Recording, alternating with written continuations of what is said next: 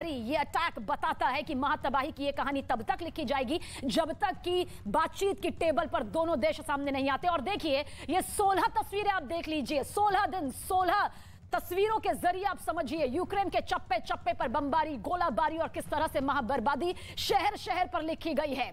पहली तस्वीर 24 फरवरी से शुरू हुई जो कि आज 16वें दिन यानी कि 11 मार्च तक जारी। और फिलहाल आगे भी भविष्य में बीच का रास्ता फिलहाल अभी तो निकलता हुआ नजर नहीं आ रहा है। कई बातचीत यहां पर हो चुकी है जो कि बेनतीजा अब तक साबित हुई है, लेकिन इतना जरूर तय है जिसका जिक्र यूक्रेन के राष्ट्रपति जेलेंस्की भी कर रहे थे कि हम बेहतर तरीके से इन शहरों को दोबारा से बसाएंगे। यह भविष्य में छिपा हुआ है, लेकिन जो मौजूदा हालात बने हुए हैं वो सोचने पर मजबूर करते हैं कि आखिर किस तरह से यूक्रेन के चप्पे चप्पे को फिलहाल रूसी हमले में यूं ही बर्बादी झेलनी पड़ेगी। और रूस की यूक्रेन के शहरों पर जो लगातार बमबारी हो रही है, मिसाइल से जो हमले हो रहे हैं वो देखिए। रूस के हमले में यूक्रेन के मकान, शहर, मलबे किस तरह से अब खंडहर में तब्दील हो चुके हैं। ये खंडहर वाली तस्वीरें हैं जहां जिंदगी कभी रोजमर्रा में सुचारू रूप से चलती थी, लेकिन आज चप्पे चप्पे पर आपको सिर्फ और बर्बादी, तबाही की तस्वीर नजर आएगी। जिंदगी खुले आसमां के नीचे किस तरह से सिसक रही है वो तस्वीर इस वक्त आपके सामने मौजूद है। ताजा वीडियो मारियोपोल का है जहां रूस के सैनिकों ने रेस्क्यू ऑपरेशन में बाधा डालने के लिए यानी कि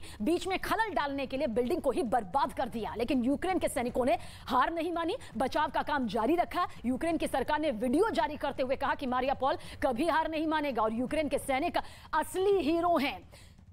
जुबानी तौर पर जेलेंस्की हिम्मत देने की कोशिश यूक्रेनी सैनिकों को लगातार कर रहे हैं। कई पलायन यहां पर सामने आ चुके हैं, लेकिन आप बर्बादी की तस्वीर देख सकते हैं।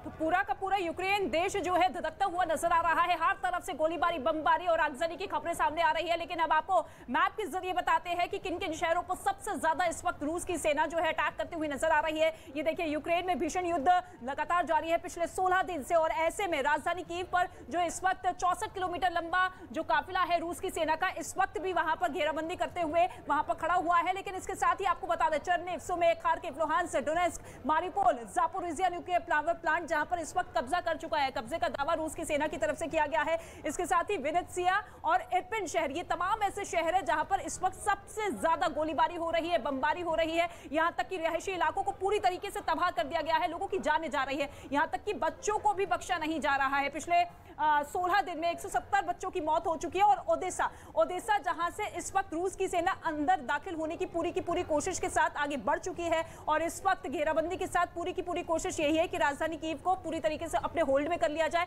क्योंकि राजधानी कीव पर होल्ड करने का मतलब यह होगा कि जेलेंस्की पर पूरा दबाव बनाना, प्रेशर बनाना, ताकि जो दो मांगे रूस की तरफ से रखी गई है, दो प्रमुख मांगे यही है कि नाटो देशों में जो यूक्रेन है वो शामिल ना हो। और इसके साथ ही जो लुहांस्क और डोनेट्स्क है जिसे आजादी मुल्क के तौर पर रूस देख रहा है, उसकी घोषणा कर दी जाए यूक्रेन की तरफ से, बाकी देशों की तरफ से। यही दो प्रमुख मांगे रखी गई है। लेकिन इन मांगों पर अभी तक किसी तरीके का कोई बीच का रास्ता निकलकर सामने नहीं आया। लेकिन मौजूदा स्थिति यही है यूक्रेन की।